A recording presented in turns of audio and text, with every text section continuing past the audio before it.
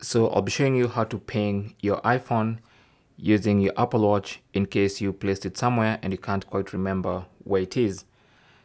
So go to your linked Apple Watch and then swipe up. In the control center, you should see the phone icon there. So what you need to do to find your misplaced iPhone is simply press that phone icon. If you press it once, it's just going to ping with a sound. So you heard that sound came from the iPhone. And even though your iPhone might be in silent mode, it's still going to be pinged. Now, alternatively, you can go there and long press that icon instead of pressing once.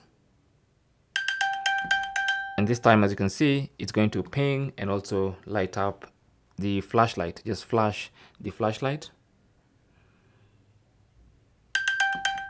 like that. And that's basically how you can ping your iPhone using your Apple Watch. Thanks for watching and good luck.